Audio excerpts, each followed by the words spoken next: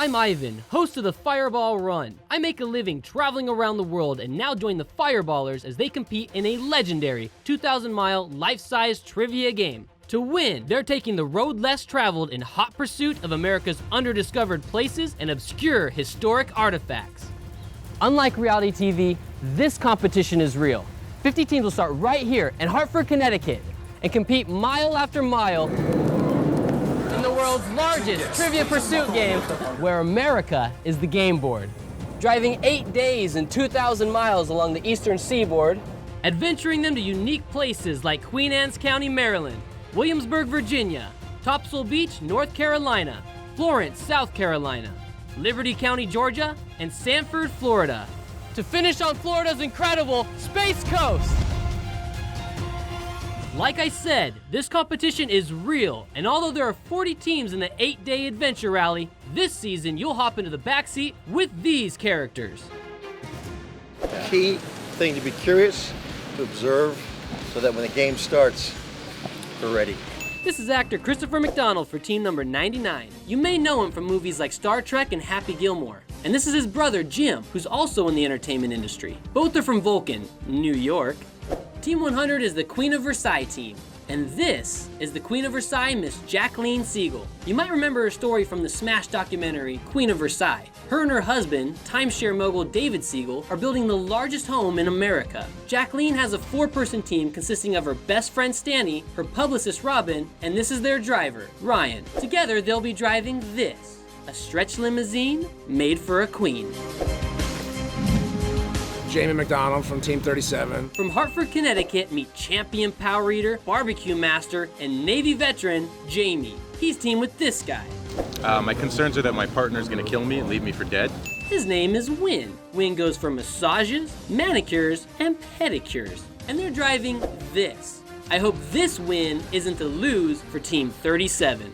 Here we have the father and daughter team number 34, Iridescence, Dee, Kellen, and Carla. This is also not the first time for Dee, although it is the first time for his daughters. It'll be interesting to see how this family dynamic plays out. Dave Siciliano and Jody Scholes. On to Team 4. This is Jody and Dave, lifelong friends. Jody is a former NFL player. Dave is an always in control airline pilot. Both are from Queen Anne's County, Maryland. I wonder what it'll be like riding with these guys. Yeah, that's what I'm thinking. We're Team Bronco 81.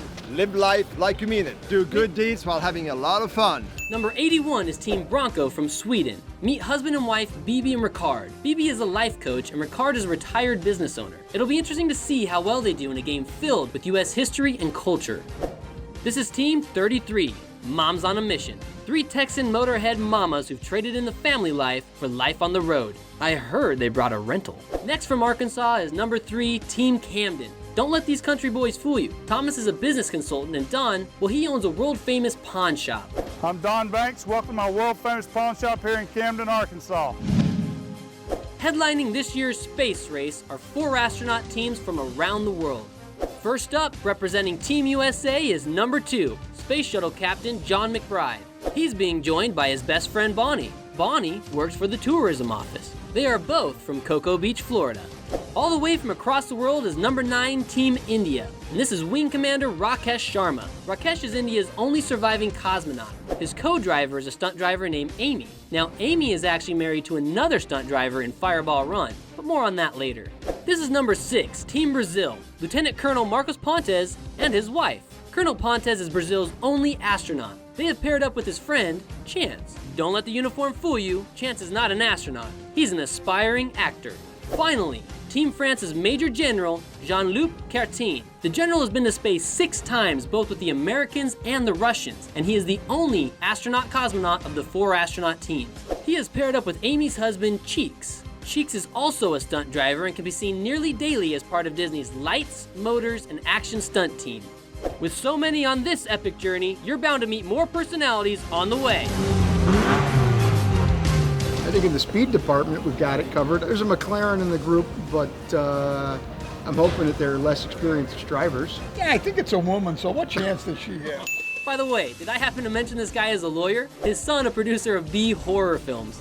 Luckily, I'm not alone. Joining me is our announcer, and just in case the teams get out of hand, professional wrestler, Sassy Steffi. And it's all for bragging rights, a greater cause, and a plastic road sign. You may root for them all, but you'll never guess who wins the Fireball Run Adventure Rally.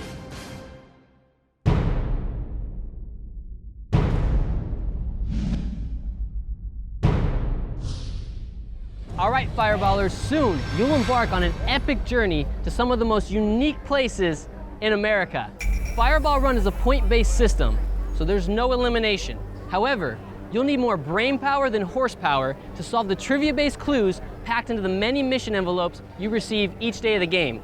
Solving them reveals a location that you must get to. Upon arrival, you'll either have to complete a challenge or you'll receive a historic opportunity to hold a rare artifact exclusive only to you.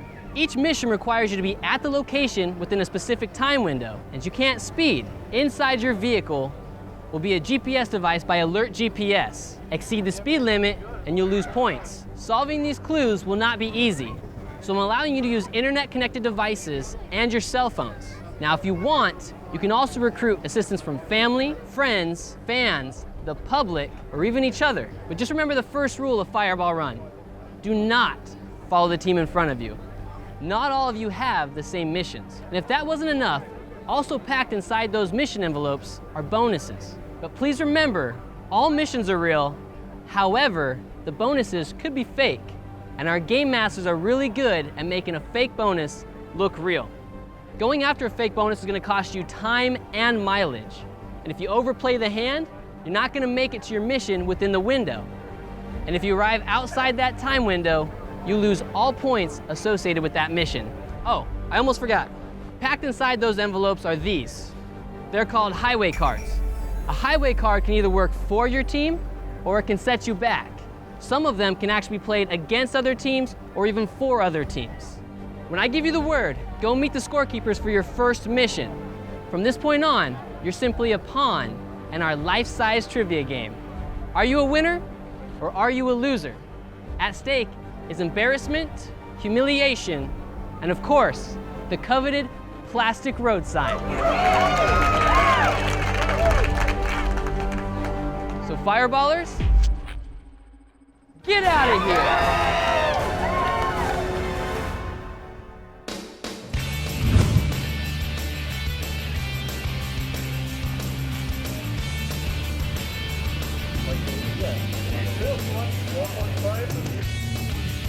We have a company called Wraps One. We've been brought in to do all the decals, about 40 or 30 sponsors. A lot of cars to do today. Knock all these out one at a time. Kent Johnson, tech team at Alfred State College. We're here teching the cars for the Fireball Run. The lights, tire pressures, we need to check all the placement of the decals on the car. We had a problem with the lights on the big Army truck. He's still working on it, actually. I don't think he's got it ironed out yet. They go to do the safety inspection and I turn on the lights and I about caught fire. So I've now spent at least the last 6 hours trying to fix this thing, and I just got it fixed. So it's had its problem, and from here out it's smooth going. You're joined at the table by Hartford's own Mayor Segarra. So why don't you tell us a little bit more about your great city? We are a very historical city, so we're right here in Bushnell Park. This is America's first public park. We did have the first electric car, I think, in 1897. The public library, I believe it's one of the oldest libraries in America? Yeah, it's the second oldest library, and we're very proud of it. For a long time, we're the leading city of insurance. Mayor Segarra, thank you very much for joining me here at the desk. It's been fantastic interviewing you, and thank you again for welcoming us to your fantastic city. We've had a fantastic time here. Now it's off to visit the officials to complete the registration process and get their game manual. That is your Bible. Do not lose it. Your IDs are in here. Put it on. Do not take it off. Shower with it if you have to. You lose Shower that. with Jody if I have to. Is that if you have to. We are currently in Hartford, Connecticut, getting ready to get all of our stuff for the rally, our missing child posters, and our bags and our tags, and I'm just ready to go.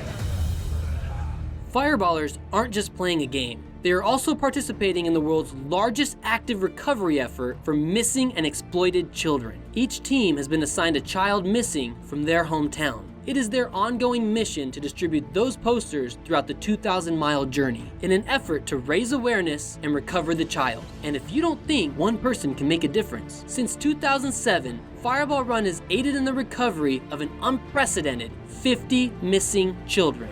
making awareness for missing children. Our gal is Sarah Hoggle from Gaithersburg, Maryland, went missing on September 7th of 2014. Wendy Hudacock, she went missing in 1998 from Naples, Florida.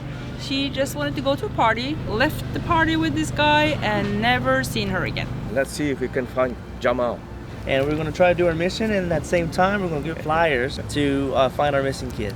We have a flyer for our little boy, Ricardo Laura, and he's missing from Denton, Texas. So what we're going to do is come into this community and start passing these out to different locals and stores so people can help us find Ricardo. I believe this is Team Camden's book that they just left on the table. Will this happen to be your booklet? This is the Fireball Run game manual. Each team gets only one, and they're gonna need it to score. Lose it, and it's game over. We have our GPS, just for the record. That's it. We have our GPS. Keep it charged. You lose it, you're out of the race. So if there's if anybody gets off course, they might help them out, or they might wait till they're in Albuquerque. Who knows? First mission. First mission! Fireballers will now receive their first mission of the day. Day one is like a practice day. All the missions are located within downtown Hartford. Tomorrow will be the real test, as the game will be complicated by a time restriction and a drive. And we're going to send this home to our mission control people that are helping us. Remember, teams can enlist assistance from anyone. We have to find this building that's a historical landmark, holds an artifact from the Lamestead trials. Gotta be some sort of... It's gotta be here, the old state house. Since the creation of our great nation, there have been many historic court cases. One of which were the Amistad trials, which took place right here in Connecticut's old State House building. Today, the Fireballers are going to be interacting with old memorabilia such as these. These are the keys to the jail cells that actually held the captives from Africa. They will also have the opportunity to interact with this, a pamphlet that documents not only the rebellion, but the trials that took place right here. We're at the first mission, which is we have to get the artifact, and then she has to hold it. Hello. My name is Rebecca Tabor Conover, and I'm head of public programs here at Connecticut's Old State House, which was constructed in 1796. The Amistad case was an important case of the 1830s. The opening hearings happened here in our building. What happened is that a group of Africans who were being transported within Cuba were able to wrest control of their ship called La Amistad. They wanted the ship to sail back to Africa, but at night the crew sailed it along the eastern coast of the American seaboard, so that they ended up in Long Island Sound. The African captives were brought ashore to Connecticut, which at the time still had slavery. This case eventually ending up before the U.S. Supreme Court, which found that the Africans were free. Biographical sketches of each of the Africans, and these are the silhouettes with the biographies. Oh, it's the original document of the Amistad trial that was regarding slavery.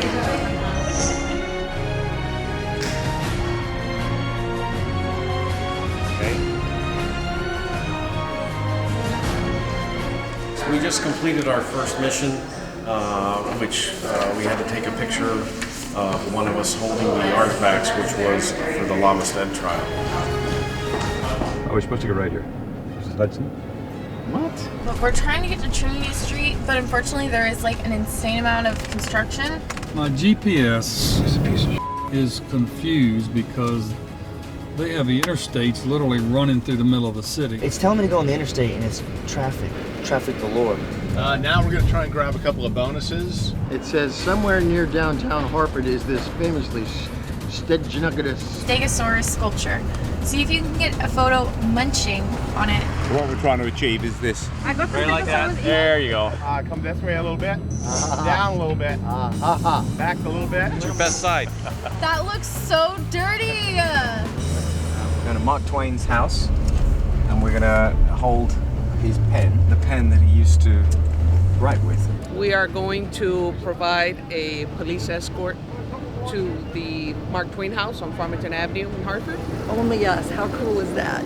Don't tell anybody that we're doing this. We feel really good now that we have a police escort taking us to our mission. That rarely happens. This is great. Oh my God. We're gonna have to use this more often. This is too cool. We're were looking for our mission. We knew we were going to Mark Twain's house. And so I asked this policewoman, I said, how do we get there? She goes, well, would you like an escort? And I said, yeah, we would. So that's how it happened. Wasn't that nice?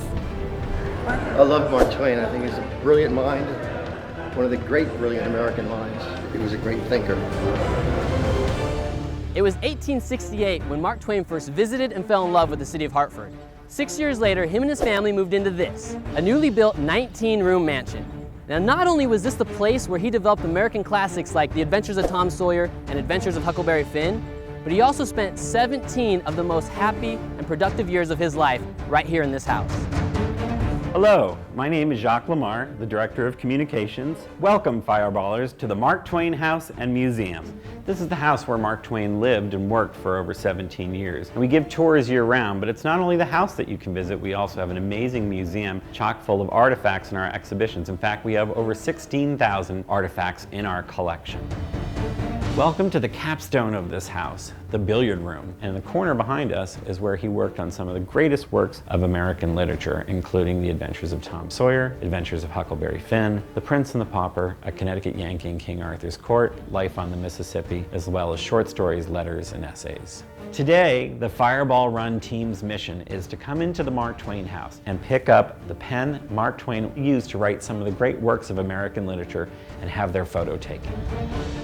I'm putting on some gloves because I believe I'm going to be touching some of Mark Twain's personal artifacts, i.e. his writing pen. It's a very light pen. Yes, it's a refillable pen. It's a McKinnon pen, it's refillable. I'm getting to hold Mark Twain's pen that he wrote many of his famous novels with. I mean, this is where all the action came from right here. This is amazing. Is it?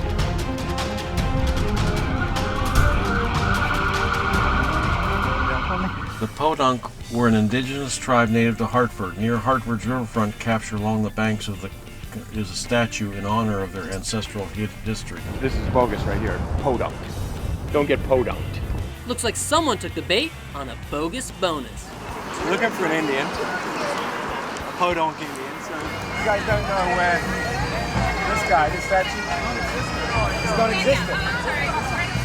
We found the right place, we found the right people. But apparently it's a fake, it's a dead end.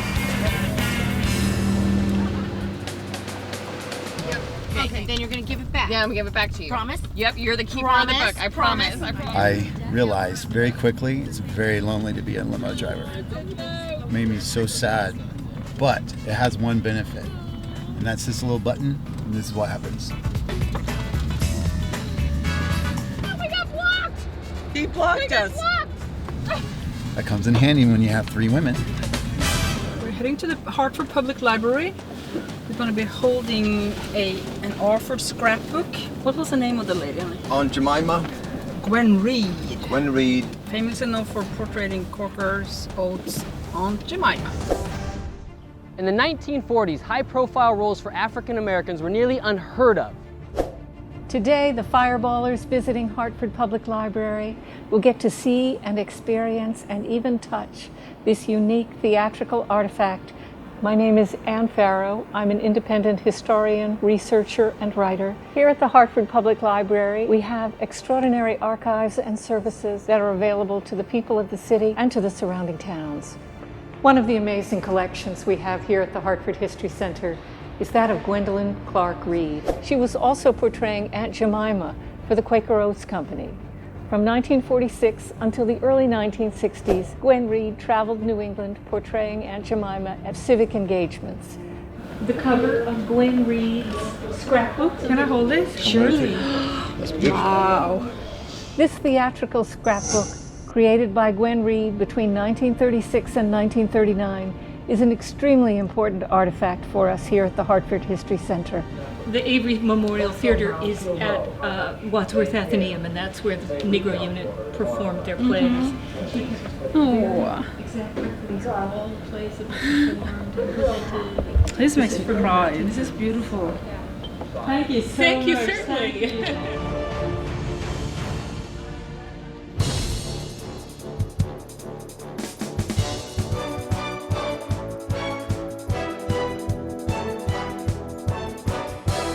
On the next Fireball Run, The game has just begun, and dissension already sets in. See my luggage? You see how small my luggage is? We gotta go. Let me rush. Let you get in there. No. They were saving us a spot, Ryan. Well, nobody's told me. I just told you to go there. After I passed you. Finally, Fireballers get the green flag. Oh, the truck's gonna hit. Will anyone locate the Iwo Jima Memorial? Make a U-turn, then turn left merge onto CT9 North. Things get real quick on the next Fireball Run.